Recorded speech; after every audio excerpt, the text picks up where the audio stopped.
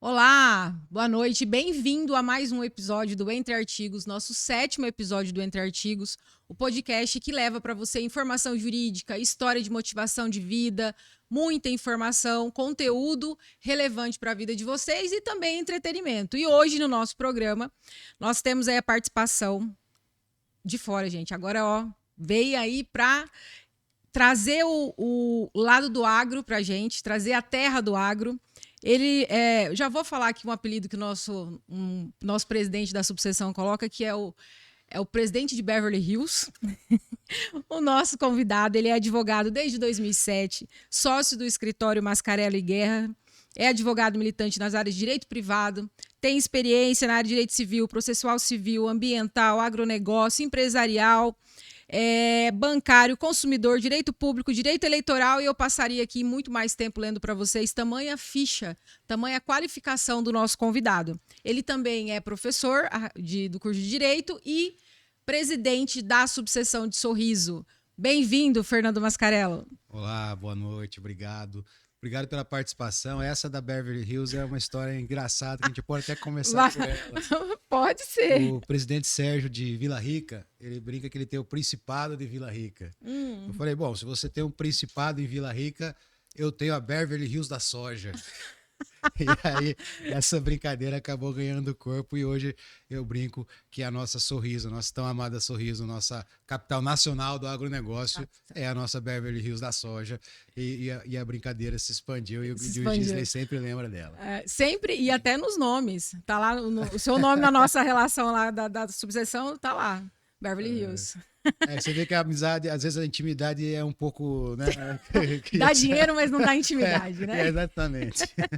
Fernando, nós já vimos aqui pelo seu currículo extenso, né, gente? Que você é formado desde 2007. Exato. A sua formação foi aqui em Mato Grosso?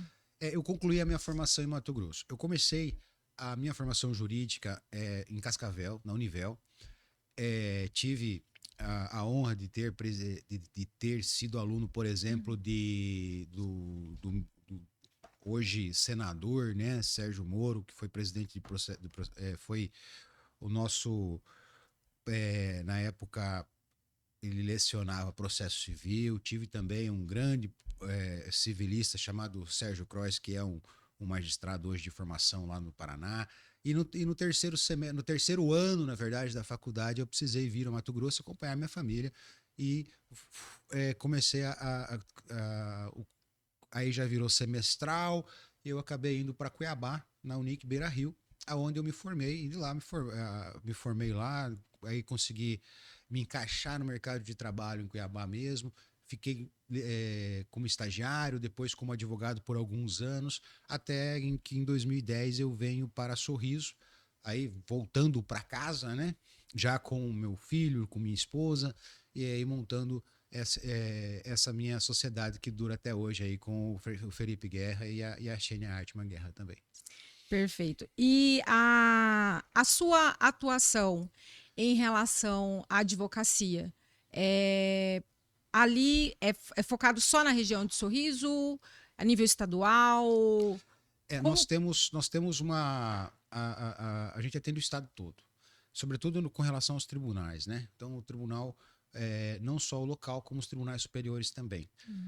Minha formação de base é o processo civil, né? Eu sou um processualista de coração, né? Eu sei que é muito difícil ter processualistas apaixonados, mas eu, inclusive, na segunda fase da OAB, fiz processo civil, e era muito, muito estranho, porque numa sala de 100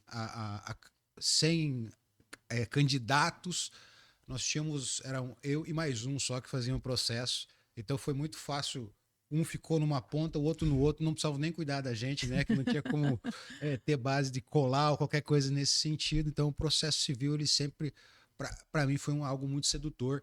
E essas nuances, essas construções que o processo ele insiste, né? Ele exige, sempre me encantaram muito. E na minha formação como professor, como docente também, sempre busco lecionar a respeito do processo civil, brinco com os meus alunos, brinco com os meus colegas de cátedra também, dizendo que o direito, ele pode ser direito civil, pode ser direito penal, pode ser direito tributário, pode ser direito do trabalho, mas o processo, ele é civil. Né? O processo ele é civil. Então, é a nossa base dorsal aí da nossa instrumentalização, né, de todo o direito material do nosso ordenamento. Então é por isso que eu tenho tanta simpatia, assim, tanta paixão pelo processo civil. Fernando, e o seu ingresso na instituição da OAB? Hoje você está presidente em Sorriso. Como que é conciliar a advocacia também, exercer a profissão, mas cuidar da classe também? É até difícil de explicar, porque é quase que uma simbiose, né? Eu entrei no sistema OAB logo depois de formado, membro de comissão de direito eleitoral na época da seccional. Quando eu fui quando eu mudo para Sorriso, eu ajudo a formar uma comissão especial de direito para as eleições de 2010. Na época o presidente era o Dr. Paulo Pereira, que me deu essa abertura, permitiu que eu participasse desta comissão. Logo na outra gestão, que foi do presidente Evandro, eu participei como membro de defesa de prerrogativas. Na gestão seguinte, já fui convidado pela nossa hoje conselheira federal, licenciada, doutora Cláudia, a fazer parte da chapa como vice-presidente. Exerci 3 anos de vice-presidência na gestão dela. Depois assumo a presidência em 2019. Passo aquele período de pandemia que foi extremamente difícil, e a advocacia de Sorriso me dá uma nova oportunidade e confia novamente numa nova gestão de Fernando Mascarello, e eu estou lá agora pelos últimos meses, digamos assim, na condição de presidente da subseção. E conciliar isso com a profissão do advogado, o advogado é combativo por si só. O advogado ele tem entre seus valores, seus principais valores, a busca pela justiça, né? Nós estamos lá no artigo 133 da Constituição, não é à toa. Nós temos uma responsabilidade por isso. E quando nós estamos diante de uma injustiça ou algo que poderia ser mais justo, a gente corre atrás. E é instintivo. Então, conciliar a minha profissão de advogado com a minha função, né, com esse sacerdócio de gestão de ordem, ela é ao mesmo tempo trabalhoso, mas ela não é difícil, porque a gente faz isso com encantamento, a gente faz isso realmente com segurança de que está fazendo o que quer, porque quer. Então, é trabalhoso? Muito. É difícil? Não, porque você está fazendo aquilo que você gosta, e por mais trabalhoso que seja, não é difícil. Claro que toma tempo, demanda muito tempo, as semanas são mais trabalhosas para a OAB, outras mais para o escritório, e nós temos que lembrar que existem outros pratos girando, né? Como naquele número de circo que a pessoa espeta uma vareta e gira um prato, gira outro. Então, além da OAB e do escritório, tem a faculdade, tem a família, tem os amigos, tem a condição física e mental, que nós precisamos sempre cuidar também. Então, é muito difícil você separar as coisas. E eu, como tenho uma ascendência italiana, a gente tem uma dificuldade ainda maior de separar, e acaba tudo sendo ao mesmo tempo agora, né? Então, a gente... como eu disse, difícil? Não. Trabalhou? Sim, bastante. Isso vai ser, bastante. Mas eu até brinco com os meus diretores que às vezes eles pedem para eu dar uma segurada. Calma, vamos pensar. Não, vamos fazer. Que energia é essa? Que energia é essa? É o que precisa, né? A gente fazer o que precisa ser feito. E controlar também. Isso é muito importante, que a geração que venha preparada para isso. Controlar, porque tudo que você faz, ela vai exigir todo o seu tempo. Então, se você não colocar determinadas barreiras, se você não colocar determinados critérios, aquilo vai tomar todo o seu tempo. Então, assim, eu deveria estar... Vou dar um exemplo. Eu deveria estar aqui ontem à noite, né? Nós tivemos uma festiva ontem à noite já para a sede a nova sede que é maravilhosa sede, inclusive. Mas não pude. Por quê? Porque eu fiz uma escolha. Ontem era a formatura do meu filho e minha esposa estavam fazendo um curso de Libras. Ficaram 6 meses fazendo um curso de Libras e ontem era a formatura deles com a apresentação. Então você precisa fazer uma escolha. Eu poderia estar... A OAB exigiria que eu estivesse aqui, mas a minha família exige que eu fique lá. E aí é uma escolha que você tem que fazer. Você tem que equilibrar os pratos, né? Então, esse é o grande trabalho que você tem que ter. E você tem que lembrar que, embora você tenha... eu sou professor responsável pela formação de vários jovens. Eu sou gestor de ordem responsável pela boa atuação, digamos assim, por facilitar ou por garantir que todos os profissionais da advocacia tenham condições de exercer suas atividades. Mas eu também sou pai. Eu preciso cuidar da criação dos meus filhos. Eu também sou esposo. Preciso cuidar do bem-estar da minha esposa, do meu pai, da minha mãe, ter um relacionamento com os meus irmãos, com as minhas sobrinhas. Ter vida além, né? Ter vida além. Então, esse é o grande, digamos assim, o grande desafio. Eu acho que é o desafio que move a gente, né? Eu sempre brinco. E isso eu aprendi com um reitor da faculdade que eu lecionei em Sorriso, chamado Natal da Silva Rego. Ele foi secretário de Educação do Estado por um bom tempo. E uma vez ele pediu que eu apurasse lá um determinado procedimento administrativo do recurso de alguns alunos e tal. Eu falei, pô, mas professor, com que tempo que eu vou fazer isso? Eu não tenho condição. Aí ele falou assim, eu só estou pedindo para você porque você não tem tempo. E quem não tem tempo faz. É isso. Quem tem tempo de sobra, não faz. Então, faz favor. Aí aquilo me ficou realmente marcado, né? Um ensinamento que eu tive, que realmente quando a pessoa ela tem muita coisa para fazer, ela precisa se otimizar. Ela precisa cuidar, evidentemente, de todos esses pratos que estão girando, mas ela precisa otimizar o seu tempo, ser objetivo, tentar ser claro e não perder tempo com coisas menores. Saber superar vaidades, saber superar melindres, não entrar em conflitos que não valem a pena. Então, isso ajuda a manutenção dessa gestão toda de vida particular, com vida de escritório, com gestão de ordem, com faculdade e tudo mais. Né? Perfeito. E além de todas essas funções, ainda envolvido, querendo ou não, a OAB é uma das organizações, uma das instituições que é mais cobrada pela sociedade, né, sobre os assuntos.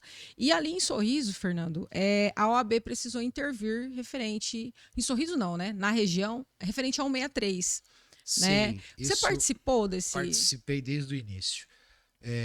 De uma forma trágica, nós fomos compelidos a participar. Uma forma trágica, eu digo, em 2018 nós perdemos um grande amigo e um ex-presidente, né, Dr. Henrique Costa Neto. Ele faleceu na rodovia BR-163 em março de 2018, voltando de uma sustentação oral no Tribunal de Justiça. Então, estava no exercício da profissão e ele era foi conselheiro estadual também. E aquilo nos motivou a realmente trabalhar a pegar aquilo. Eu vou usar um termo mais do agro, digamos assim, que é pegar o boi pelo chifre. Foi nesse momento em que eu ainda lembro que era velório, e nós velamos ele lá no nosso auditório, que hoje leva o nome dele, né? E ali nós decidimos que a 163 ela precisava de uma intervenção, seja qual fosse. Nós começamos com alguns movimentos locais, já em 2018. Em 2019, aumentamos o diálogo, estivemos com o DENIT, estivemos com a NTT, porque houve uma mudança, né? O governo federal mudou em 2019. Tivemos um problema ali em 2020 com a pandemia, aquilo tentou dar uma esfriada, nós tivemos que... E graças à atuação... E aí, em 2020, através da organização das subseções da BR-163, E aí eu incluo Lucas do Rio Verde, Sinop, Sorriso, Diamantino, a Nova Mutum. Nós conseguimos, então, sensibilizar a nossa seccional para que montasse uma comissão especial e que nós conseguíssemos unir esforços. Porque a OAB ela tem essa função social também. A OAB ela tem essa função social e é uma função que foge da política. É uma função técnica. É uma função realmente de representação da sociedade civil organizada. E a 163 ela estava servindo muito como bandeira política e poucos buscavam soluções efetivas.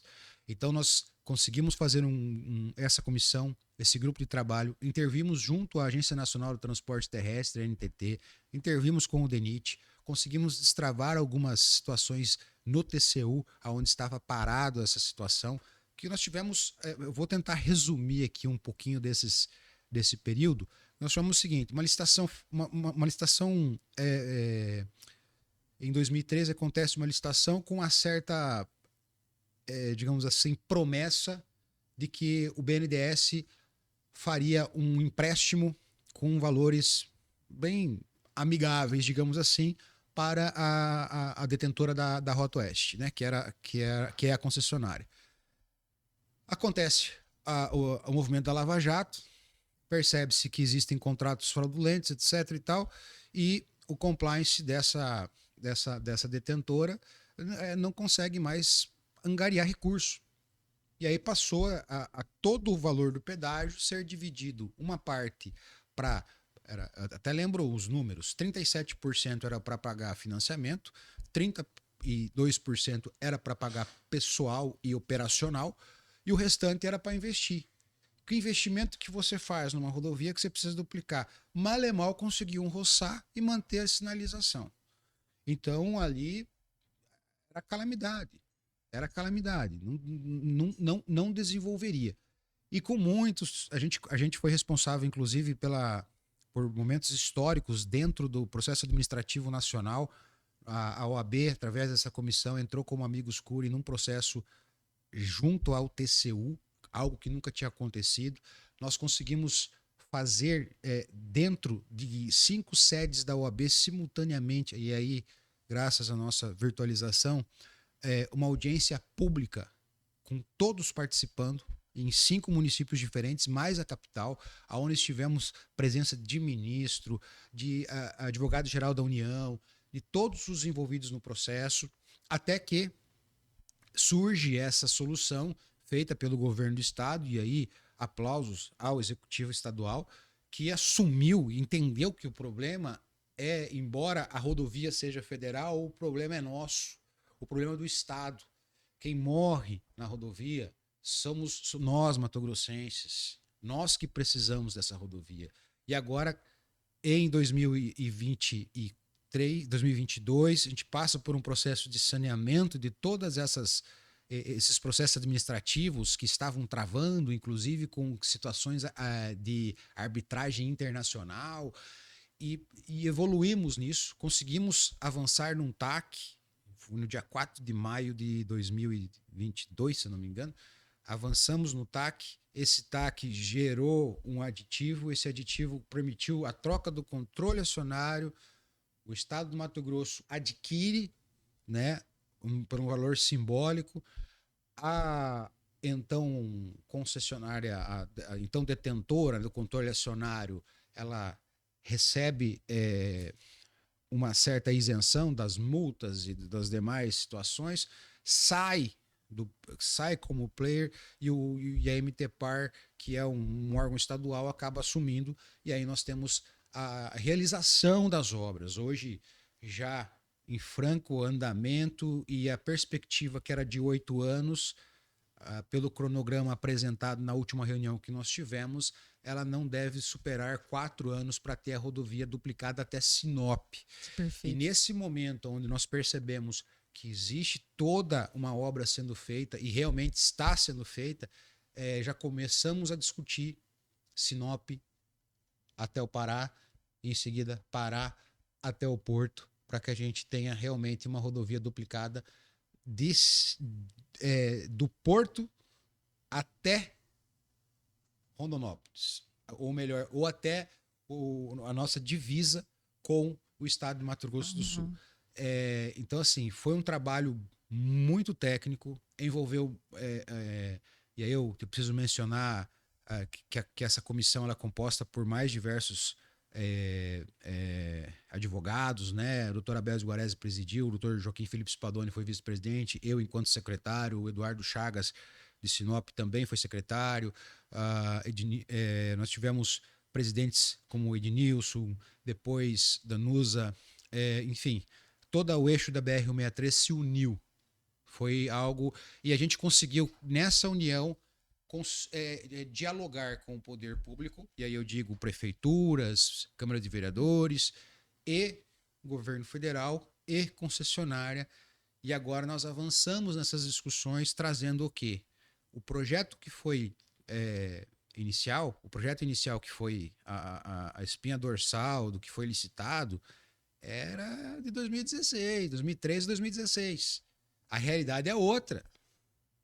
Qual é o tamanho que nós tínhamos em 2013 e qual é o tamanho que nós temos 10 anos depois? Então, por isso que a discussão ela avança agora nos dispositivos urbanos. Né? Precisamos ajustar os dispositivos urbanos para as novas cidades, que se era 10 anos a cidade cresceu 100%, 120%. Né?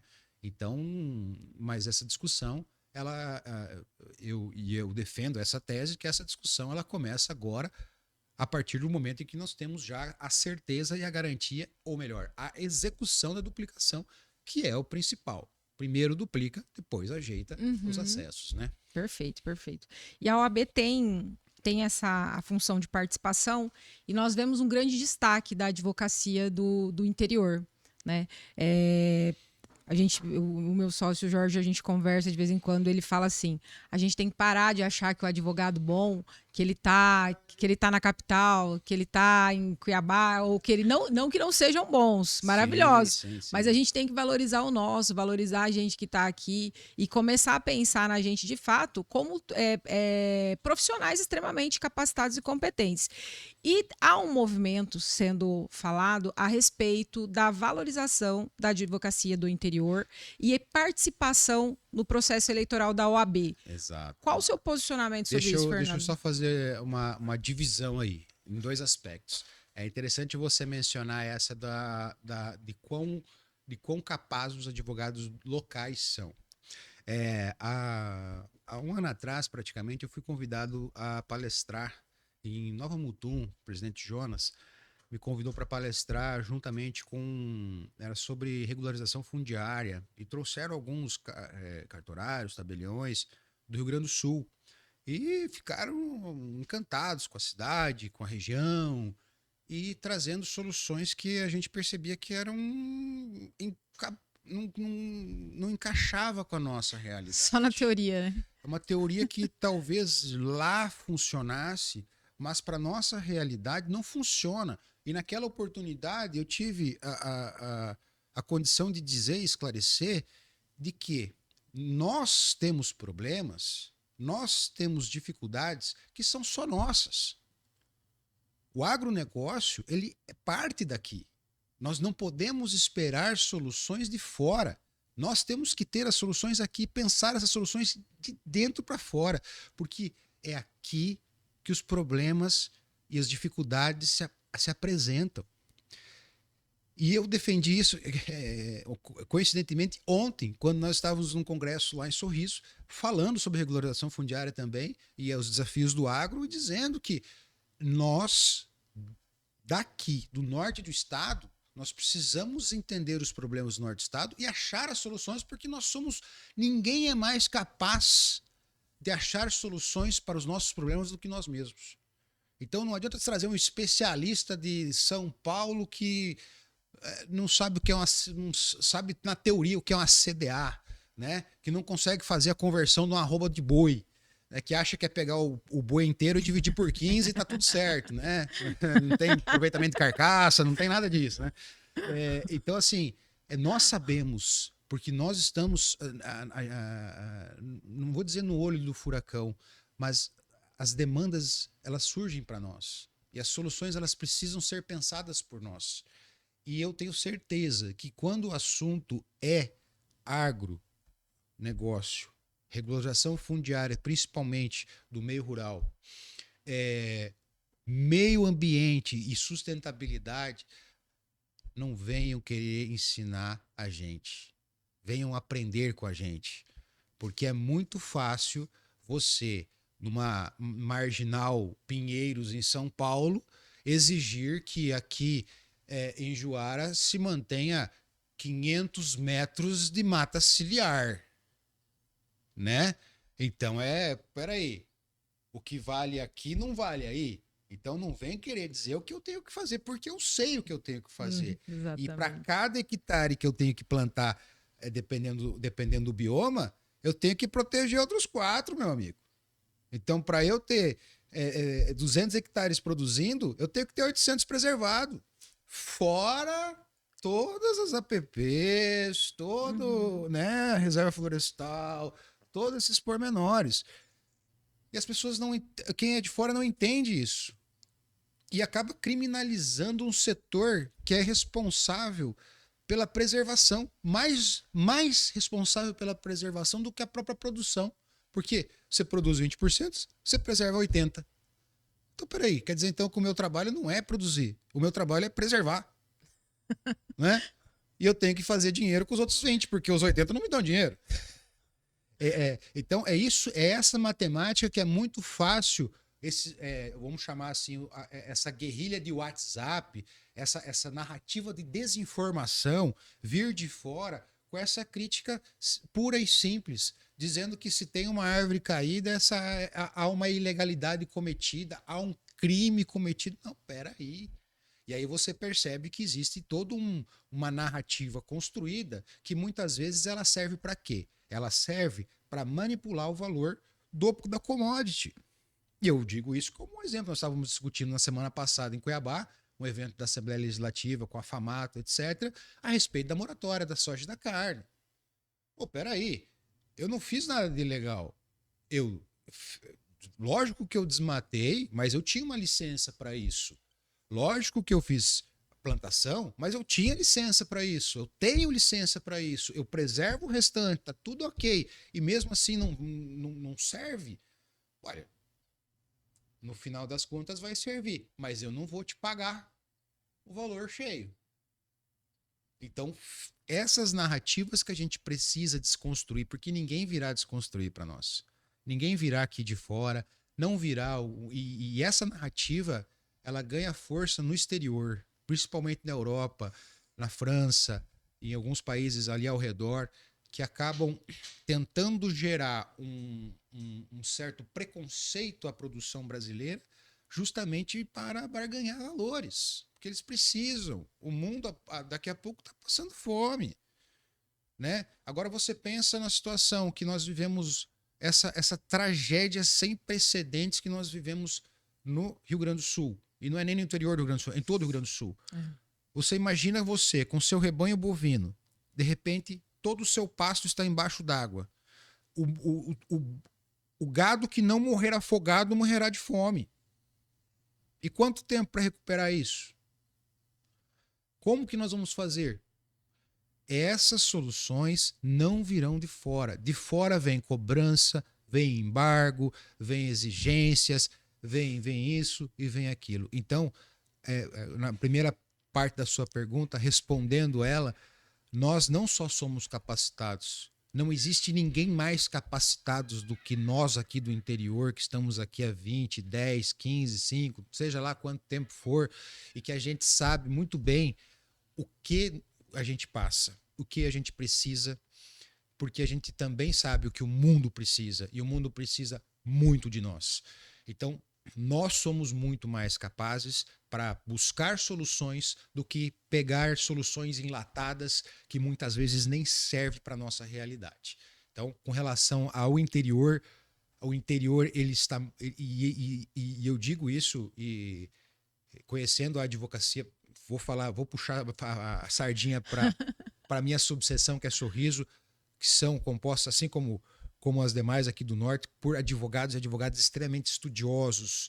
Nós temos pós-graduações específicas, A pós-graduação, por exemplo, em direito agroambiental é algo que surge aqui no estado. Então nós temos sim condições técnicas as melhores. As melhores. Não podemos não ter os melhores, digamos assim, bens materiais, etc. Mas nós, além de sermos extremamente eficientes na produção de commodities, nós também podemos ser extremamente eficientes na produção de conhecimento e na produção de soluções jurídicas e soluções práticas para o nosso produtor, para a nossa produtora rural. Perfeito. Aí, vamos para a segunda parte, que é com relação à participação do interior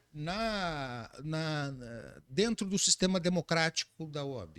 E aí eu preciso fazer primeiro uma ressalva de que quando nós pensamos em OAB, nós pensamos no primeiro defensor do Estado Democrático de Direito.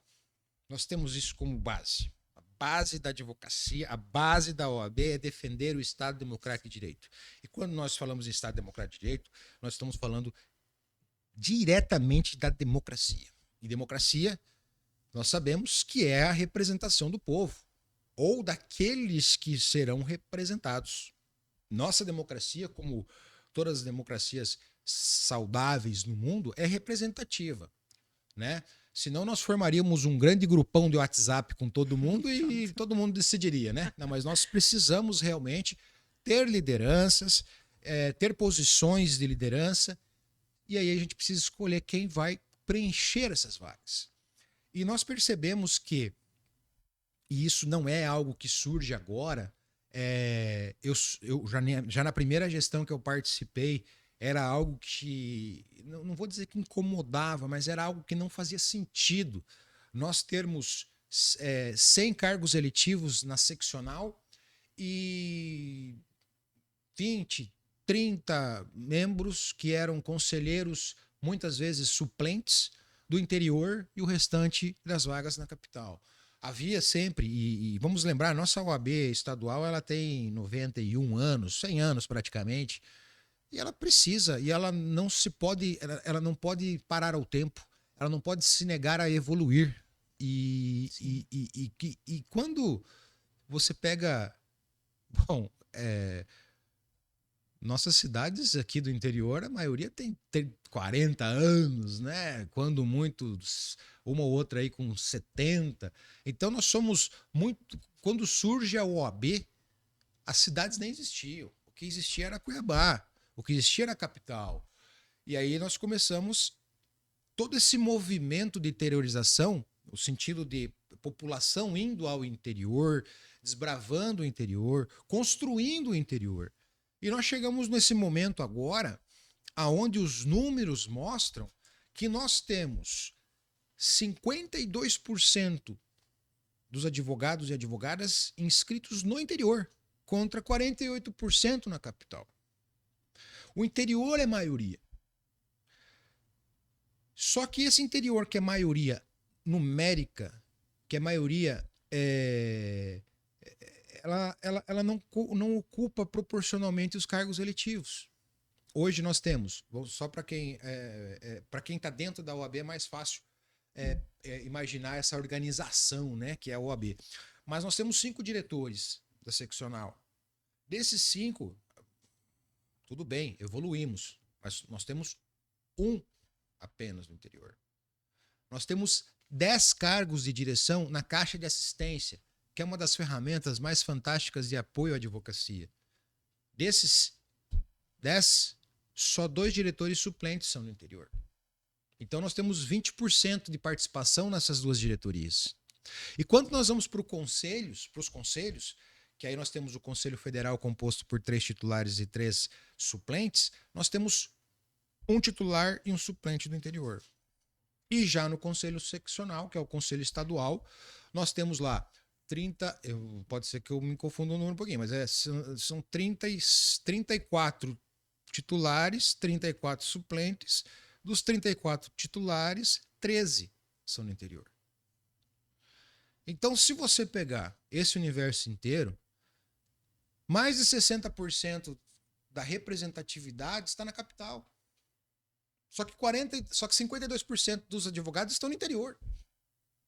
Então há uma distorção. É claro que nós evoluímos muito em muitos outros aspectos, como a paridade de gênero, que foi algo que, modéstia à parte, nós já tínhamos isso em Sorriso há 10 anos atrás, onde as chapas eram formadas por, assim, sem Não precisava de uma lei, de nada para fazer. De nada. Era 3 homens e 3 mulheres, né? E agora nós temos isso como um provimento 222, que exige isso nas composições, também exige a participação racial, coisa importante, mas nós precisamos evoluir nisso. Nós precisamos considerar essa interiorização. E essa interiorização, que a gente chama de interiorização, ela precisa ser vista individualmente por cada seccional. Cada estado tem a sua realidade. Se eu não me engano, Alagoas, ela tem, além da seccional, ela tem outros 7 subseções apenas. 90% dos advogados estão na capital. Então é outra realidade. Então nada mais justo do que 90% dos cargos sejam ocupados por quem é da capital. Agora, num estado onde você tem a maioria, quando você além de você ter a maioria hoje, se você fizer uma projeção do passado para o futuro, considerando o crescimento populacional das cidades do interior, considerando a quantidade de formandos, de bacharéis que se tornam advogados no interior, você tem facilmente um crescimento ainda maior nos próximos 3, 6, 9, 12 anos. Então, o interior, a tendência hoje é que ele tenha uma participação cada vez mais relevante, não vou dizer relevante, mas numericamente superior à capital.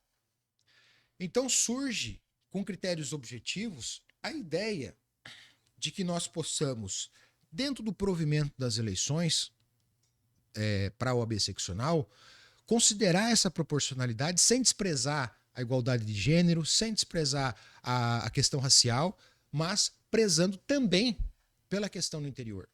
Porque eu digo para você, nós temos 29 subseções. 29 subseções. 29 subseções no interior do estado, do tamanho que é Mato Grosso.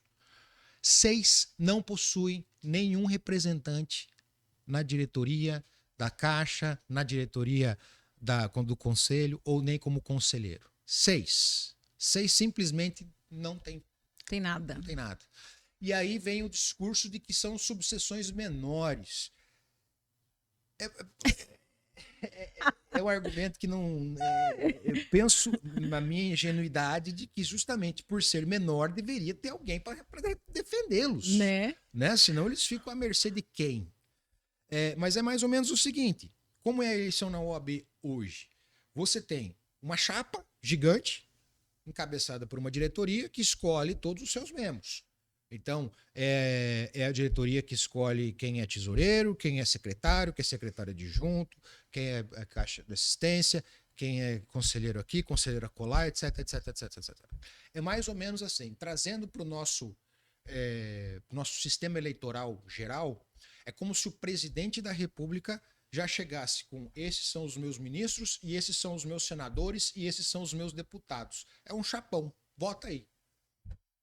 Aí ele pode pegar, por exemplo, 81 senadores de São Paulo, ou 40 senadores de São Paulo e o resto do Rio de Janeiro. E as outras, e Mato Grosso, que tem 3 milhões de habitantes, que é um dos menores colégios eleitoral, deixa pra lá. Não precisa. Não precisa. Imagina. É uma situação irreal, uma situação que você não... Então, o pleito que nós fazemos não é outro do que você cuidar da advocacia como um todo, levar essas subseções que têm um número menor uma representatividade também, garantir que cada uma dessas 29 não são subseções à toa. Se elas são subseções, elas foram criadas para ser subseções. Já tem a expressividade dela. Exato. Né? E aí você precisa ter essa análise, porque a gente tem muito pleito no interior que não é o pleito da capital. A gente tem muito. A realidade é outra, né, doutor? A realidade é totalmente diferente. Aqui, quando a gente consegue um juiz por unidade judicial, nossa, é festa, né? É festa, porque é A raro. dificuldade é maior para Muitas tudo. comarcas, muitas subseções não tem nem juiz titular. É juiz que acaba sendo compartilhado com outra vara. Enquanto isso, em Cuiabá, você tem toda a estrutura do judiciário, né? Você tem o tribunal tá lá, o TRE tá lá, o Fórum da Capital, belíssimo, exemplar, um prédio fantástico. Você tem até um prédio só de juizados, né? Que não tem Juizado de trânsito, juizado de meio tudo, ambiente, juizado disso, né? juizado daquilo, De né? tudo. E aí o nosso interior fica sem poder, sem ter poder político de discutir. E o que nós buscamos nesse projeto, que foi apresentado ao Conselho Federal, foi debatido no último colégio, no penúltimo colégio de presidentes em Tangará da Serra.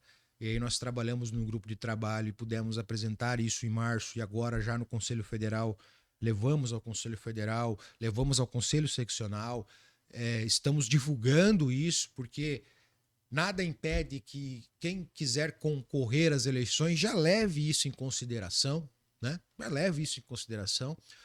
Mas nós não queremos de maneira alguma diminuir a participação e a importância da capital. Pelo contrário, o que nós queremos é equalizar essa força, trabalhar junto com a capital, até porque a proposta, veja você, nós temos uma quantidade de advogados, hoje em torno de 24 mil advogados e advogadas inscritas, né, atuantes, digamos assim. Isso nos permite uma quantidade de conselheiros. E é uma quantidade de. Então, nós poderíamos, no atual cenário, aumentar os nossos números de conselheiros em 7. Nós temos 6 subseções sem conselho. Nós poderíamos pegar 6 dessas 7 vagas, contemplar essas subseções que não tem e ainda pegar uma e levar para a capital, por que não? E aí tem um outro fator, não é algo imutável. Se daqui a 3 anos, quando tiver uma nova eleição, faça um censo da advocacia. Se a capital representar 60%, 60% das vagas para a capital. Nós não queremos excluir, nós queremos que a proposta é os cargos eletivos dentro da OAB possam representar aonde esses advogados realmente estão, para que eles possam levar à seccional informações que ajudem na construção das políticas voltadas à ordem dos advogados do Brasil. Então nós precisamos ter a pessoa de Nova Chavantina que vai pegar o presidente junto com o conselho, vai lá e vai falar assim, nós estamos com essa situação assim, assim, assim.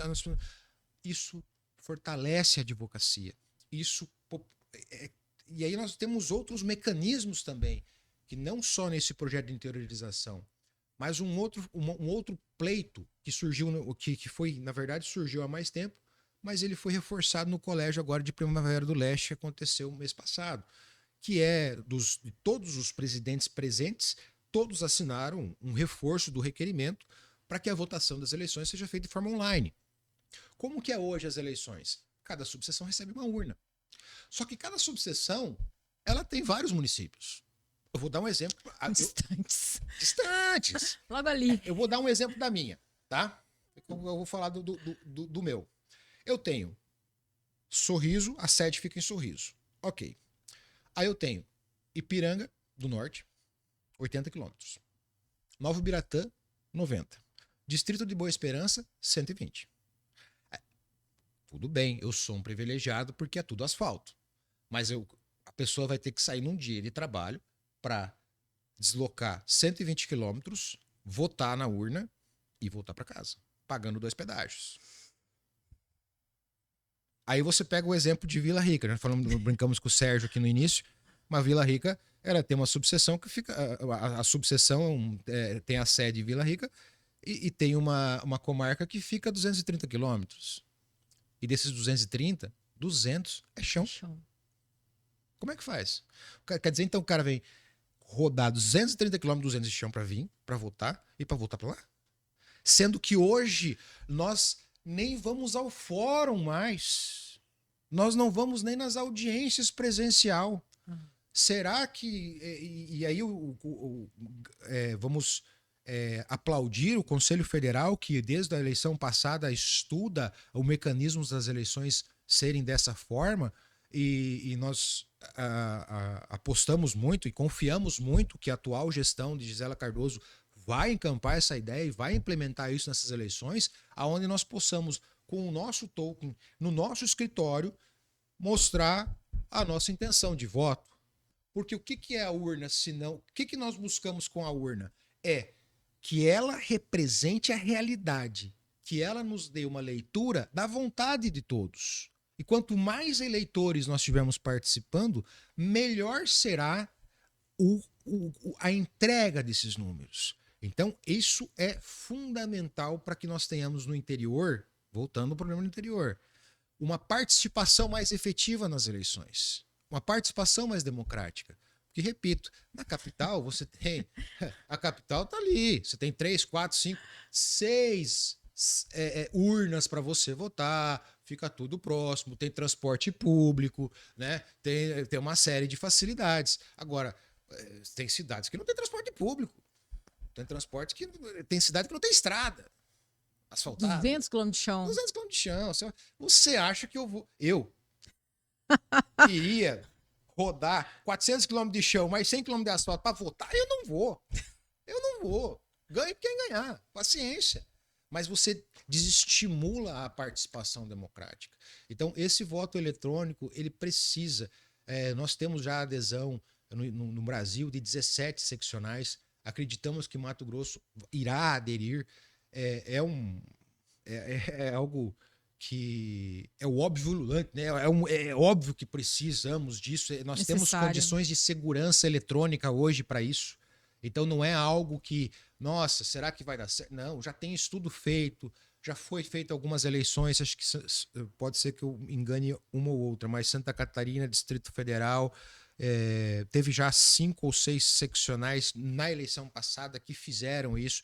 Então, hoje o Conselho Federal tem 3 empresas credenciadas para fazer esse tipo de trabalho. Basta que a seccional contrate aquele que melhor quem tiver a melhor oferta, enfim, né? Isso é tudo auditado, e isso barateia, de certa forma, o próprio custo das eleições. Que você não precisa mais deslocar urna. Aí você tem uma urna reserva. Servidor. Aí você tem servidor. Aí você tem que garantir que não sei... Então, você elimina uma série de... Eu não vou chamar de atravessador porque não pega... Num corte não ficaria legal. Mas você acaba encurtando o caminho do eleitor até a urna. Até o voto. Isso é muito bom. Isso é muito bom. E além disso, nós temos uma outra situação também que ela vem a calhar nesse momento onde a gente busca uma oxigenação na gestão da OAB seccional Mato Grosso, principalmente. E eu vou falar da seccional Mato Grosso porque é a minha seccional. Falar da casa. Eu vou falar da... Né, a gente fala de quem a gente gosta, de quem a gente conhece e de quem a gente confia. E nós fizemos algumas subseções, já fizeram o pedido para a criação dos conselhos das subseções. Nesse estudo, você vê, né, como a gente começa a estudar, a gente começa a aprender um monte de coisa que a gente nem sabia que existia. Mas nesse estudo da interiorização, a gente teve que reler toda a parte de estatuto da OAB, os regimentos internos, a lei geral da advocacia. E existe uma figura legislativa já há muito tempo, chamada Conselho das Subseções. Subseções com mais de... o regimento federal fala em 100, mas o estadual fala em 300. Então, subseções aonde nós temos mais de 300 inscritos, é possível você criar um conselho da subseção. E o que seria esse conselho? Esse conselho ele pode ter, acho que, salvo engano, o mínimo é 5, o máximo são 15, dependendo do tamanho da subseção. O que seria isso?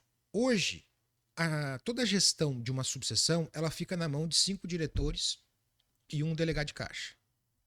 Você conhece bem como é que é. Então você tem subseções menores, com menos de 100, ok, é um número razoável. Agora, se você vamos pegar uma subseção grande aqui do norte, que é Sinop, por exemplo, 2.000. Tem 2.000 advogados e advogadas, fora os estagiários, que são inscritos, que tem que ter todo um serviço prestado a eles também. Uhum. Mas você imagina você com 6 pessoas para dar conta de 2.000 pessoas. Quase impossível, né? E aí você começa a ter um poder, uma certa centralização, porque realmente não é por gosto, mas é porque vocês são aquele núcleo de 5 pessoas que precisam decidir sobre as coisas.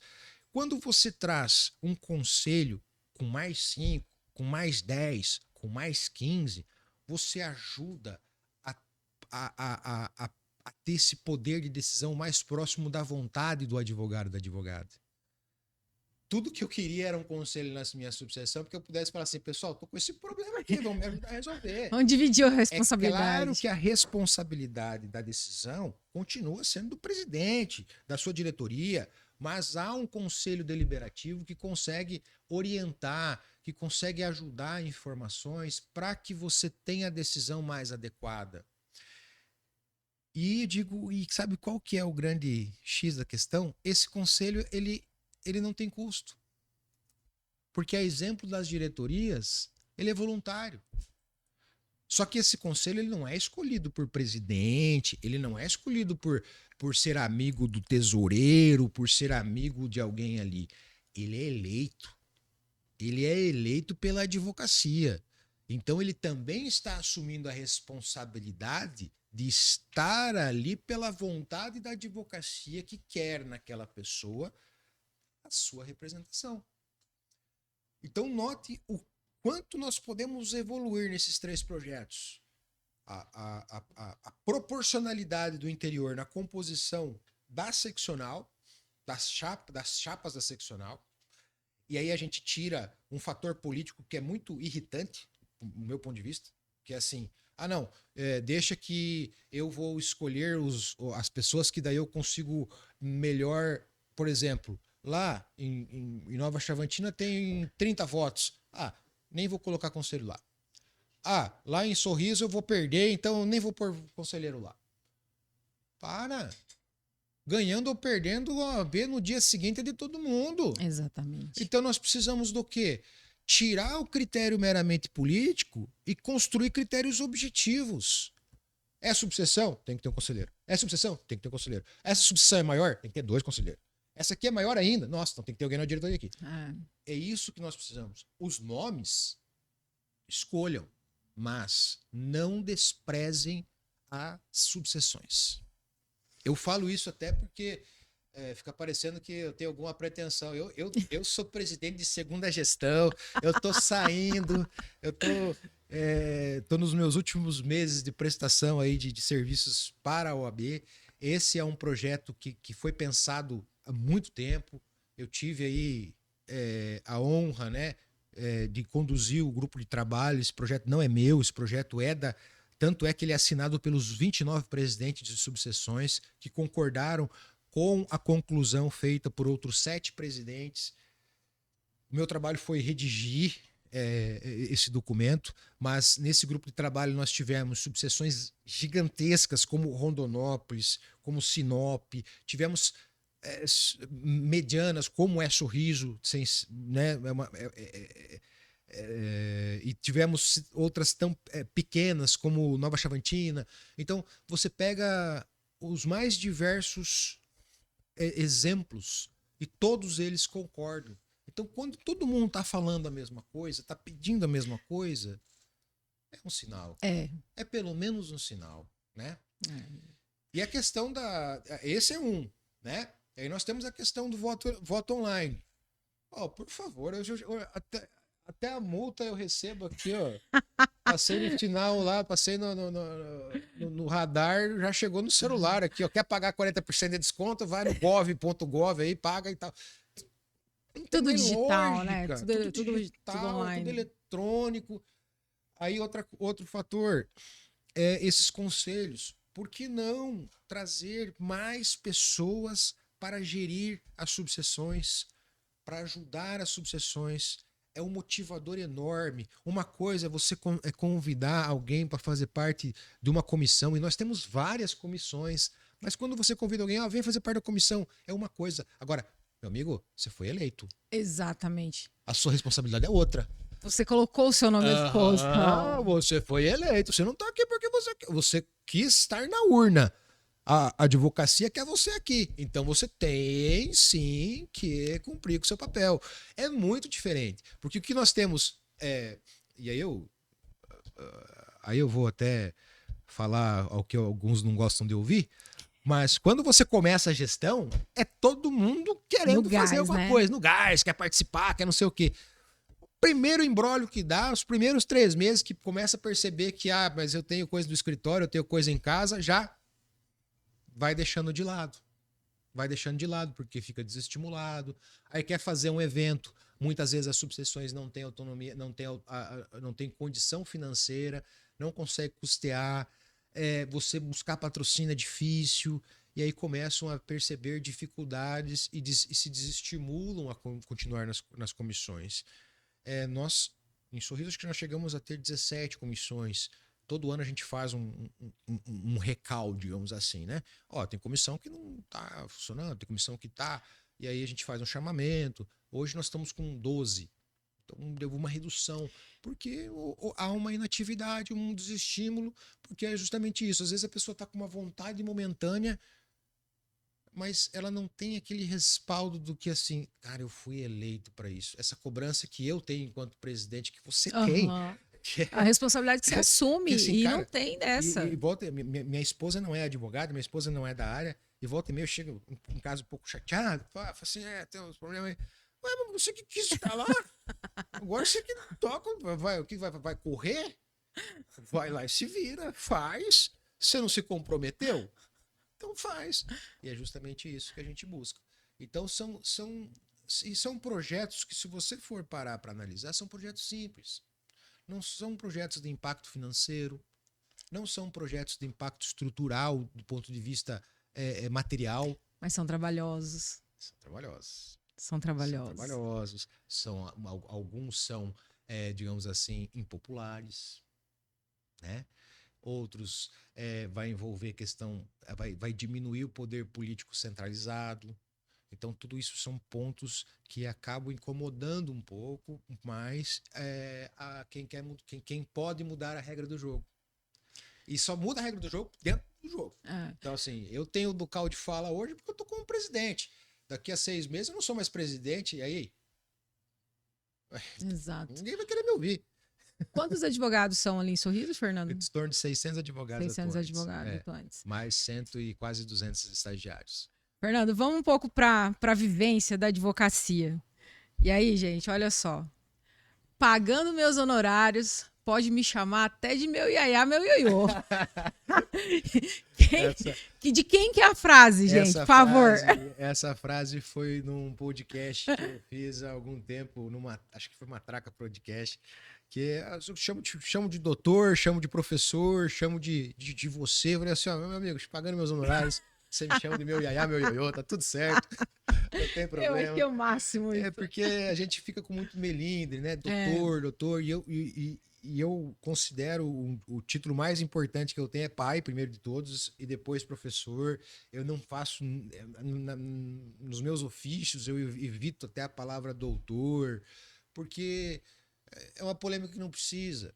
Eu até tinha um professor que falava assim, doutor é quem traz a brama para a mesa. Cada um é doutor no que faz. O meu pai me dizia, meu pai não teve formação, teve um ensino médio, ele falava assim, cada um é doutor no que faz. E é isso. Então assim, esse melindre, que nem eu falei para você, a gente não pode ficar, lá no início, a gente não pode ficar tanto tempo, gastar tanta energia com coisas pequenas. A gente tem que ultrapassar isso. Vamos discutir o que vale a pena.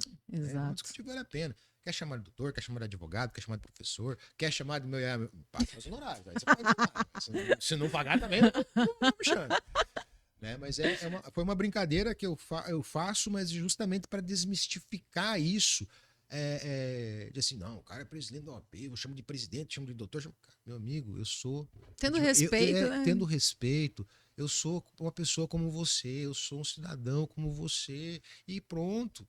Tendo respeito, não tem problema. A tratativa que você vai me dar, desde que seja respeitosa, tá Tudo ótimo. certo. Tá ótimo. Tá ótimo.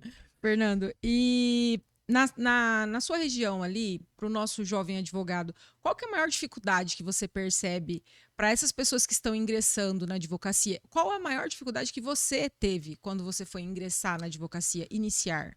Aí a gente entra num cenário que é muito exclusivo da nossa profissão, que é as restrições de marketing, né? Você tem primeiro que você tem algumas resoluções que elas são de difícil interpretação, inclusive, né? Difícil interpretação. E você tem uma limitação muito grande, no fim das contas, quando você quer ser restritivo. Então isso já impede que você tome algumas atitudes que seriam normais de outros ramos de atividade. E isso eu acho que é algo que precisa ser estudado, precisa ser melhorado. Né? Do jeito que está, além de confuso, além de extremamente restritivo, além de não acompanhar a nossa comunicação. A realidade, A né? realidade da comunicação hoje é outra. Eu, por exemplo, eu gostava de rede social, mas hoje eu não consigo mais acompanhar as redes sociais que tem, TikTok, essas coisas. Não dá. Eu era do tempo do Orkut ainda, né? Consegui ir pro Facebook, consegui ir pro Instagram. Agora, daqui para frente, não vai ser se eu vou para algum lugar. Mas cada realidade, cada momento. E eu vejo a dificuldade nos jovens, principalmente, quando eles saem da faculdade com um pouco preparo. A falta de preparo nas instituições de ensino, elas são preocupantes porque eles saem com, primeiro, muita dúvida. Segundo, muita falta de técnica, e aí nós temos a função dentro da OAB de acolher esses jovens advogados através dos COJADs, né, que são as comissões de jovem advocacia, cursos que às vezes são os mais básicos. Tem advogado que forma, nunca foi no Tribunal de Justiça. Tem advogado que forma, que não sabe, mal é mal sabe onde fica o fórum. Então, para esse advogado, a dificuldade e tem outros que já conhecem tudo. Então, a gente tem que começar a tentar criar um mecanismo de nivelamento, mas não um nivelamento por baixo, um nivelamento por cima. E com esses cursos, a gente ali em Sorriso, nós temos constantemente pela ESA, né, da seccional. Muito curso online, curso presencial, conversas. Toda entrega as pessoas chamam de entrega de certidão, mas na verdade é uma solenidade de juramento, né? Prestar um compromisso com a ordem. A gente sempre consegue levar uma palavra, levar alguns conselhos, dar algumas dicas. E assim, em alguns casos nós percebemos que existe um certo... são muito afoitos, né? Tem uma certa... a ambição é boa, a ambição é preciso. Só que, às vezes, ela precisa ser um pouco controlada. Que a advocacia ela é uma corrida de longo prazo, né? De longo prazo. E é isso que, às vezes, os jovens advogados eles não estão nem preparados disso mentalmente, financeiramente e tudo mais.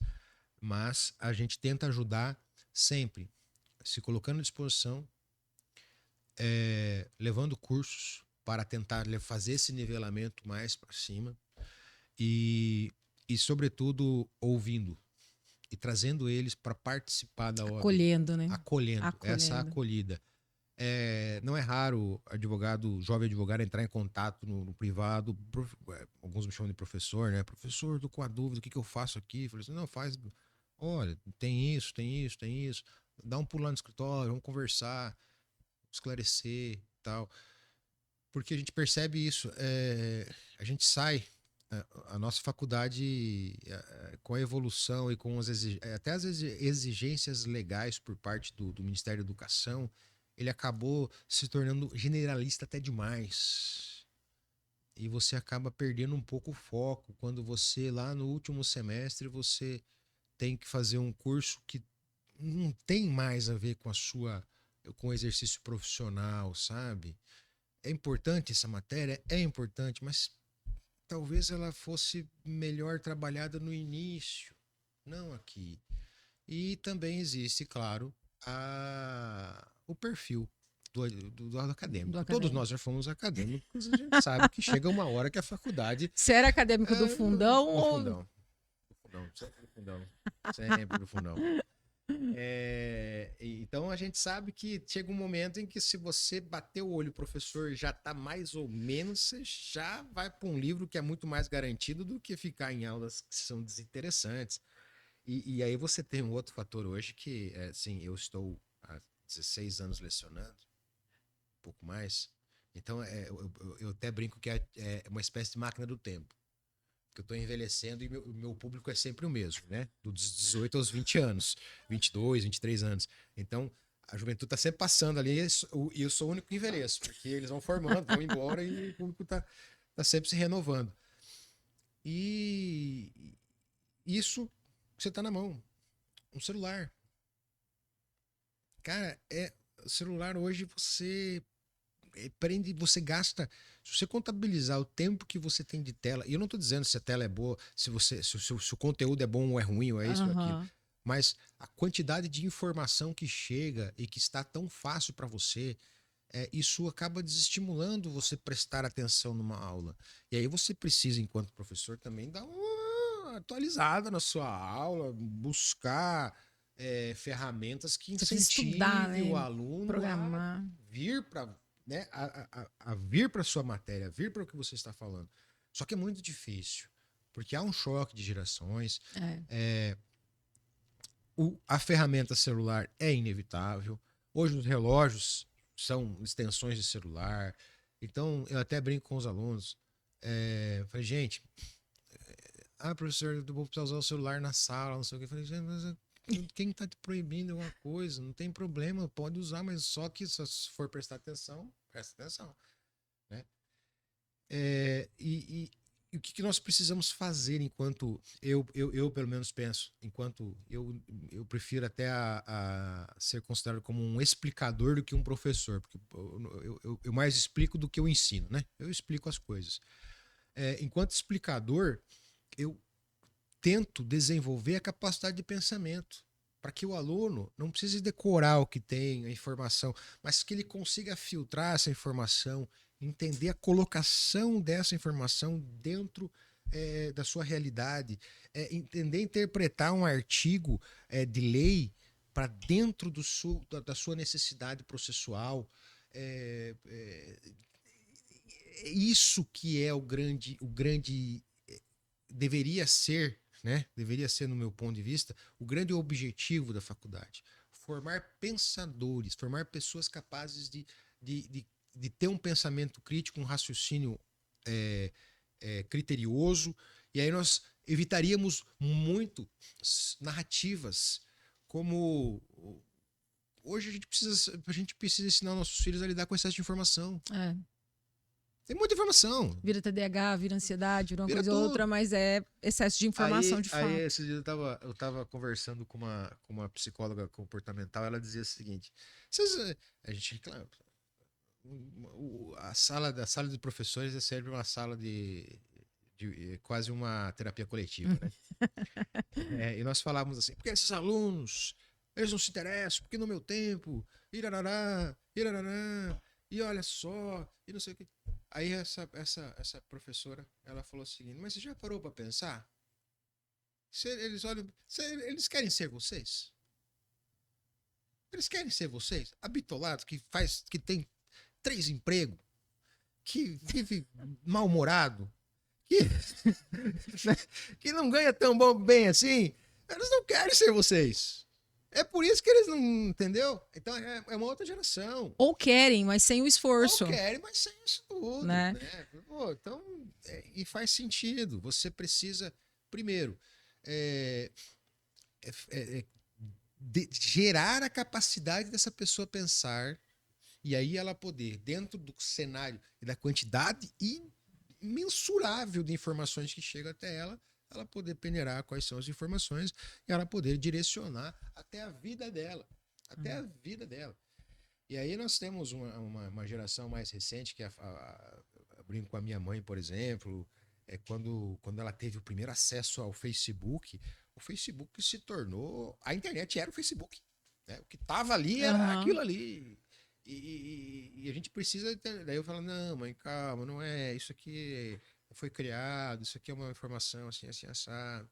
Então, hoje nós estamos conseguindo um pouquinho mais de parcimônia na interpretação das informações, dos filtros. E a gente precisa desenvolver muito isso, sobretudo na geração que vem, né?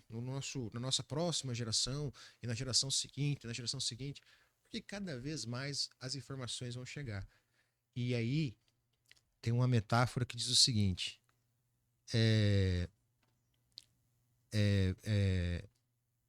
o tomate é uma fruta. Isso é uma informação. Agora, não é inteligente você pôr um tomate numa salada de fruta. Exato. Isso é sabedoria? Isso é sabedoria. Né? Então, é por isso que a gente tem que saber lidar com as informações. E é a grande dificuldade da jovem advocacia. E aí, a jovem advocacia ela tem um trunfo gigantesco nas mãos, que é a capacidade de adaptação ao mundo virtual, que a velha advocacia não tem. Eu faço parte de um movimento de transição, né? Eu não sou nem tão velho a ponto de... eu usei máquina de escrever, mas... não sou nem tão velho a ponto de não saber lidar com o computador, mas também não sou nem tão novo assim a ponto de dominar o que é um Java, o que é uma atualização, o que é isso, o que é aquilo. Então, na verdade, a jovem advocacia e a velha advocacia, vamos chamar assim, por terminologia, elas têm muito a aprender umas com as outras. Muito. Então, assim, o velho precisa aprender a ser mais sucinto como o novo. O novo precisa aprender a pensar um pouco mais, a raciocinar um pouco diferente, sair do copia e cola, né? Produzir mesmo, pegar uma jurisprudência e saber se ela encaixa ou não encaixa, no que ela encaixa. Aí você tem... Tô vendo essa cara. Nossa, aí. Você pega assim a jurisprudência, porque a jurisprudência fala isso, não tem nada a ver. Tem nada a ver, nada a ver. Aí você tá lá lutando pra... dano moral aqui tem que ser de 50 mil, daí junta a jurisprudência falando que é de 5 mil. Ou quando não, é aquela jurisprudência reformando, né? Reformando. Improcedente, mero favor senhora. e por aí vai. Então, é isso. A informação tá lá, a jurisprudência tá fácil. Hoje você faz um Google. Antigamente você tinha que ir lá comprar, na revista, né? na RT, ir lá, comprava aqueles monte de coisa. Agora tá tudo muito fácil, só que você tem que saber como usar isso. Os meus alunos ali, quando eu comecei, o tempo que você falou dando aula, eu falei assim, meu Deus, eu falei que eu nunca ia dar aula na minha vida. Falei que eu nunca ia ser professora. Cuspi pra cima, caiu na cara. Aí eu fui pra faculdade e falei assim, gente, é só esse semestre, eu só tô substituindo uma amiga, isso aqui não é pra mim, não me pega, tô eu lá. Continuo lá. E amando por causa da gente se obriga a estudar, tá atualizado. E eu falo para os alunos, esse choque de geração, Fernando, como que dificulta as pessoas a entenderem que para adquirir conhecimento, você precisa estudar, você precisa ler coisa de qualidade, para você ter sabedoria, para você precisa passar por vivências, para você saber o que é certo ou errado, você tem que ter um filtro ali. E aí, na primeira prova que eu fiz para eles lá, eu lembro que eles falaram assim pra mim, professora, não deu tempo de estudar. Mas, foi nota assim. E eu gosto de coisa que faz pensar. Então, às vezes, perguntas são extensas e a resposta é simples. Sim. E não consegui. Eu falei, gente, mas como vocês não conseguiram? Eu fiquei indignada. Falei, mas vocês têm que ter tempo. Aí eu falei, pega aí o celular de vocês que eu quero ver. Vai lá no histórico lá, eu quero ver quanto tempo vocês ficaram no Instagram hoje. 12 horas. Faz isso pra mim que eu quero ver quanto tempo vocês ficaram no Instagram. Aí todo mundo assustou. Aí uns pegaram, olharam, mas não me falaram. Enfim, não usa o meio de tecnologia que a gente tem, esse acesso à informação que a gente tem, positivamente, né? E isso acaba criando gerações de pessoas que acham que tudo tem que acontecer na vida, mas sem ter esforço, né? Eu lembro que eu lembro na época que eu coordenava o curso, cheguei a coordenar 1.500 alunos, né? Aí eu sempre era muito assertivo nas informações. E tinha lá os meios de comunicação. E eu falava assim, ó, comunicação. Dia tal, tal lugar, tal coisa, assim. Aí começava a voltar as mensagens. Mas é quando? Mas que hora que vai ser? Porque assim, a gente tem uma ansiedade em ter a informação que a gente acaba se perdendo um pouquinho e querendo questionar, né? Sabe, me fala aí, muito mais rápido que eu ler. Você acha que eu vou ler? Me fala, o que eu vou ler? E você falou, você fez uma situação de prova, né? E eu brinco muito com meus alunos. Eu gosto muito de brincar com eles e desafiar eles também. Aí eu tinha por padrão fazer provas objetivas, 8 objetivas, 2 subjetivas e tal, sem poder usar o código, sem poder usar Valdemeco, sem poder usar nada e tal, não sei o quê. Aí um dia uma turma que não era muito grande, falou assim, professor, pô, não dá pra usar o código, então vamos fazer o seguinte, eu vou fazer uma prova pra vocês, que vocês vão poder usar tudo. E a prova vai ter uma questão. Combinado? Combinado. Show de bola! É isso aí, professor! Tá lá, uma questão. Podia usar computador, vai pra... Falei assim, ó, vocês podem sair da sala, vocês podem pôr onde você quiser. Tá lá. Resultado, nunca mais pediram prova. Né? Porque você faz... É isso que o aluno não entende às vezes, que você, na função de professor, você não está lá para tirar pontos. Você tá lá para fazer uma leitura dele. Olha, eu peguei você aqui. Eu preciso que nesse momento você esteja aqui. Você está aqui ou não? Vamos fazer uma prova para saber se você evoluiu ou se você não evoluiu. Né? E se você não evoluiu, você precisa evoluir. Senão você não vai conseguir chegar aonde você precisa para que no próximo semestre você dê continuidade aos seus estudos. Aí você vai ter um gap de conhecimento que vai te prejudicar na sua formação acadêmica. É isso. Não é sobre, professor, me passa. O professor não quer me passar. Não é assim. Você tem que se passar, você tem que conseguir demonstrar que você desenvolveu a sua capacidade de pensamento dentro dessa disciplina. Ponto. Né? Ponto. Eles não querem ler. Né? Ler, não querem, é uma coisa que eles não querem. A gente tem um estudo recente que isso é internacional. Até mesmo países onde a leitura era muito mais constante, houve uma redução muito grande nisso, na busca e no tempo para a leitura. Né? Para a leitura. O excesso de vídeos, a facilidade dos vídeos. É mais fácil assistir um vídeo do que ler um livro. Mas vamos lá também, né? Hoje no YouTube você tem até... Você quer consertar alguma coisa em casa, você pega um vídeo no YouTube e você conserta até o que for. Isso é verdade. Então, assim, é impressionante a quantidade de informação que você tem. E realmente, é uma luta em glória. A leitura, ela é boa porque ela não te... Ela desenvolve a sua imaginação. O vídeo é o vídeo. Exercita seu cérebro. Exato. O vídeo é o vídeo. O vídeo você está vendo. Você está vendo. Eu estou aqui, né, de terno, de gravata. Agora, se você estivesse lendo uma entrevista, você estaria imaginando como eu estaria vestido. Então você desenvolve outras capacidades de pensamento que o vídeo ele te limita. É igual a sensação de você, porque eu li os livros do Harry Potter e eu vi os filmes do Harry Potter. São diferentes. Sim, são diferentes. Por quê? Porque os livros, você criou o universo. O filme foi um diretor, foi um fotógrafo, foi toda uma equipe técnica que chegou para você e falou, é assim. Então é por isso que o livro ele é tão... ele é mais difícil, porque ele te exige mais pensamento, ele te exige que você vá a lugares aonde a imagem não faz. Falando em leitura, falando em livro, acho que todo mundo que gosta de ler tem a mania de cheirar o livro, que é uma delícia.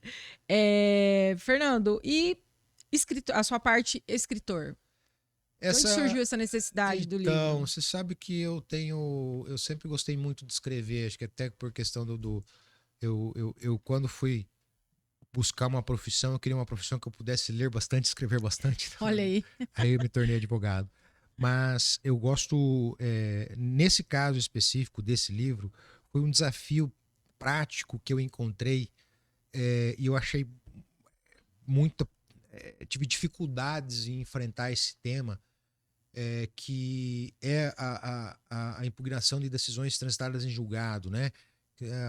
Era um caso de uma decisão homologatória que em tese não caberia rescisória, teria que ser uma questão anulatória, mas isso não era tão pacífico assim. E como você vai resolver isso? E casou justamente no momento em que eu estava fazendo a pós-graduação, estava terminando a pós-graduação em processo civil em 2019. E eu falei assim, olha aí, é um tema que eu consigo juntar aqui e fazer. Foi a minha monografia de pós-graduação, e aí, através de incentivos da própria faculdade, enfim, e me veio essa ideia de transformar aquele trabalho acadêmico em uma espécie de manual prático mesmo, até para que os alunos pudessem ter sincrético, que nem nós estávamos falando, né, a dificuldade de leitura. Uhum. Então, às vezes, você pega livros mais extensos, você tem barreiras ali, você cansa. Então, eu criei algumas afirmações sobre certos conceitos jurídicos processuais que são de fácil acesso, que são simplificados, e aí ele acaba reservando a maior parte ou a parte mais complexa para a conclusão em si, que é uma conclusão que não é tão pacífica assim, mas foi uma construção que deu certo, inclusive. E já tenho outros livros no prelo aí que eu gostei muito da experiência da escrita. Estou preparando outros livros na área jurídica, quem sabe futuramente não na área jurídica, mas é engraçado que quando eu tive um professor chamado Joaquim Felipe Spadoni, advogado em Cuiabá, foi conselheiro federal pela OAB também, e eu lembro que ele quando ele lançou o livro dele, que era ainda no Código de 73, uma alteração do 461A do Código de 73. Aí ele tinha, assim, 27 anos, casado, com um filho pequeno, estudando, dando aula. Eu falei, cara, onde é que você arranja tempo para fazer isso? Não arranjo tempo. O tempo é sempre o mesmo. Quanto mais compromisso. Lembra que nós falávamos, né? Quanto mais compromisso. Então foi uma forma que eu achei de preparar. Eu já tinha que preparar as aulas, eu tinha que fazer um TCC, eu tinha que achar uma solução para um processo real, e aí é aquela coisa de você otimizar. E aí você só consegue otimizar aquilo que você consegue observar amplamente. E se eu fosse fazer uma coisa, depois a outra, eu não conseguiria aproveitar tudo numa coisa só, né? Então, esse livro é um exemplo disso. É um exemplo da conjunção de várias demandas que surgiram em que eu consegui potencializar uma solução. Não é o melhor livro de processo civil que você vai ler. Não estou dizendo Modesto. isso. Não é. Tem livros melhores, com certeza, né? Tem Humilde. Agora, é um livro que, com certeza, se você se deparar com uma dificuldade numa impugnação, numa sentença transitada, etc e tal, que é algo muito específico, esse livro pode te ajudar. Resolveu o problema. Esse livro pode te ajudar. A tese resolveu um problema meu. Aí, perfeito. Né? Então já é tese que... Já é tese que... Tese procedente. O judiciário considerou... Bacana, Fernando. Apto. Então, muito bom essa... eu fico muito orgulhoso, porque ter filhos, plantar árvores e escrever livro. Não é isso que antigamente as pessoas diziam que você precisa fazer na vida? E com isso eu completo aí essa tríade, né? Bacana, não, muito bom. Acho que melhor as pessoas... Eu sempre pensei assim, que não adianta você ter conhecimento. Conhecimento é uma coisa que você tem que transmitir. A informação muda a vida das pessoas, o conhecimento muda a vida das pessoas. E a gente precisa transmitir isso. Exato. Principalmente quando tem o dom, por exemplo, para dar aula. Dar aula, gente, é dom. Você tem que gostar. Você se encontra ali fazendo isso e sendo satisfatório, o fato de você saber que você resolveu alguma coisa, você ajudou de alguma forma, uma coisa simples, com conhecimento simples. E como é gratificante quando você se depara com um bom advogado que foi seu aluno e ele te reconhece, dizendo: ô professor, como é que você sente uma reverência? Isso talvez não tenha precificação, né? É, Não tenha precificação de você poder ter ajudado a pessoa a chegar onde ela chegou. E, de certa forma, quem transforma a vida da pessoa é a própria pessoa. sim. Mas de você, de certa forma, ter contribuído por isso. Isso realmente aí a gente já entra numa área da filosofia, né? Mas é aquele. Dentro dos vários tipos de amores, é aquele amor de Cristo, né? Que é o amor pelo outro. É o amor pelo bem do outro. E é isso que é tão gratificante, assim. É isso que nos move. Tem coisas que têm preço, tem coisas que têm valor, Exato. né? Exatamente. E isso é realmente essa gratidão pela transferir conhecimento, são coisas que têm valor emocional, valor que motiva. E falando em motivação, o que te motiva, Fernando, na advocacia, na vida acadêmica? Qual que é a motivação que você Antes tem? de falar da motivação, eu preciso aproveitar, eu sou muito ruim em jabá, mas o livro é pela Dialética, editora Dialética, obrigado. Ela tá disponível na versão online também, né, na Amazon, nas plataformas, enfim. Eu esqueci de comentar isso. Eu Mas vou compartilhar ele, vou colocar o link para o que me compra. motiva dentro nós temos valores, né? Como você falou, a gente tem valores e valores que são caros. Eu acho que o principal motivador que eu tenho é olhar para os meus filhos e saber que eles se orgulharão de mim. Eu acho que esse é o grande. Não adiantaria nada eu ser 100 anos presidente da OAB se o meu filho me olhasse e não tivesse orgulho do que eu faço. Se ele não me olhasse e não pudesse, de certa forma, assim, compartilhar os momentos, né? Eu faço aniversário em março e o meu filho mais velho fez uma surpresa que até me emociona. Ele grudou o post-it no corredor de casa, assim, com frases do que ele gostava em mim. Que lindo. Tipo assim, sou grato pelo seu gosto musical. Sou grato pelas nossas viagens de moto. Sou grato pelos seus conselhos. Sou grato por isso. Isso aí foi. Até hoje está lá. Eu faço aniversário em março. Nós estamos em julho e está lá. Minha esposa fala: Tia, não, deixa aí. Porque eu sinto uma energia quando eu passo no corredor e vejo. Só de ver e saber, aquilo me dá uma energia tão boa e tão grande que, no fundo, é isso. No fundo. Tem até a doutora Danusa de Lucas Rio Verde que sempre fala: no fundo é sobre pessoas. No fundo é sobre pessoas. No fundo é sobre pessoas, não é sobre coisas, não é sobre isso. Então, assim, o que me motiva principalmente é isso. O que me motiva é encontrar um aluno meu advogando bem, e falar assim: pô, professor, que bom te ver aqui. É encontrar essas pessoas e ver que essas pessoas têm algum tipo de gratidão pelo serviço que você prestou a elas. Pelo aquilo que você representou a elas. É o advogado que você conseguiu defender uma prerrogativa que foi violada. É outro é um procurador que teve os seus honorários questionados pelo Ministério Público e você conseguiu ajudá-lo e defender os honorários dele. É um alvará que não está sendo expedido e você consegue expedir. É você conseguir trazer para dentro da sede, por exemplo. Coisa que a gente tem muita coisa que a gente se orgulha, né? Mas nós conseguimos durante a pandemia, por exemplo, e a pandemia foi algo terrível, algo que benza a Deus, nunca mais precisamos passar. Mas nós tínhamos, assim, o INSS não queria trabalhar, não é que não queria, não podia abrir o fórum fechado, nós precisávamos fazer perícias, nós disponibilizamos a sede da OAB, montamos todo um aparato dentro da sede da OAB, conseguimos custear a vinda dos peritos para cá, para atender esses necessitados, essas pessoas que dependem do INSS.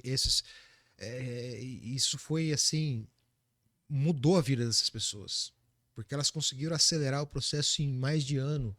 E a gente sabe que quem está dependendo do benefício previdenciário, eu chamo de hipervulnerável. Porque vulnerável ele já seria sem precisar do auxílio. Se ele precisa do auxílio, ele é um hipervulnerável. Então, são essas coisas, sabe, que nos motivam muito. Eu me sinto muito motivado. Muito, muito mesmo. E no escritório, eu gosto dos desafios, das maluquices. Até brinquei com um cliente essa semana. Ele me trouxe assim, ó, eu preciso de um contrato que envolva isso, isso, isso, isso. Você tem modelo? Eu falei, cara, mas nem o Papa, nem o Nelson Neri Jr. tem modelo disso aí. Você pode esquecer, eu vou ter que fazer, mas eu vou fazer. Vai fazer, vai dar certo? Eu falei, claro que vai, mas só me dá um tempo, né? Porque eu gosto disso, eu gosto desse desafio. E até hoje a doutora Laís, que é presidente de Água Boa, né, ela sempre manda assim, Fernando, você não tem por acaso? Eu falei assim, e ela sempre pede as coisas mais malucas, assim. Eu falei, olha,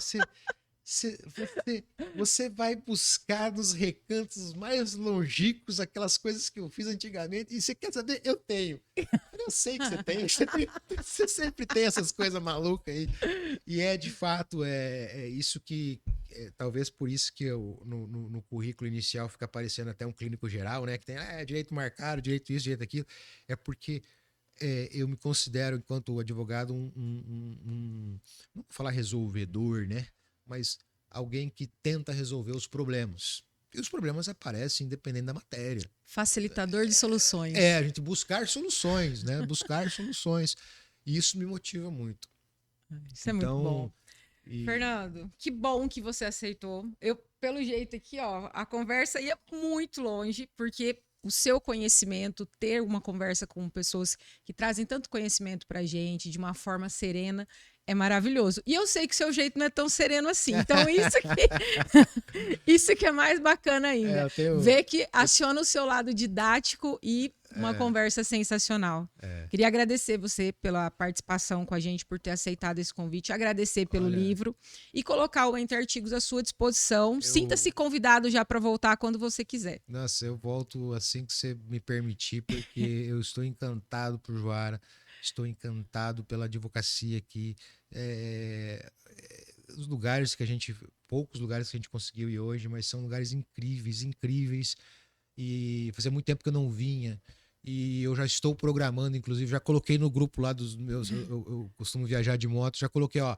Próxima parada é Juara, nós vamos passar o dia, vamos almoçar em tal lugar, tomar café aqui nessa cafeteria, porque é incrível e às vezes, justamente por as dificuldades que nós passamos nos últimos 20 anos, que agora com asfalto, facilita o nosso acesso, a gente tem que aproveitar mais o nosso interior de estado, que é tão rico, é tão bonito, e é rico em todos os sentidos, no sentido das pessoas, no sentido econômico, e a gente precisa aproveitar mais isso. A gente precisa interiorizar ainda mais. Isso. Interiorizar é a palavra de ordem. A palavra da vez.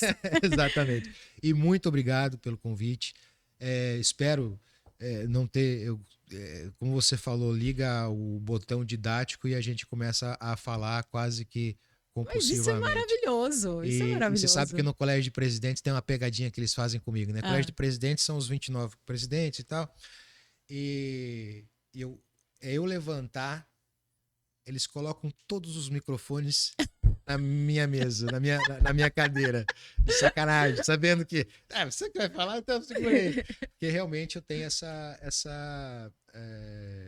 eu gosto do diálogo, eu gosto da conversa, eu gosto de produzir pensamentos, né? Produzir e mudar o meu próprio pensamento também. Também, né? Por que não?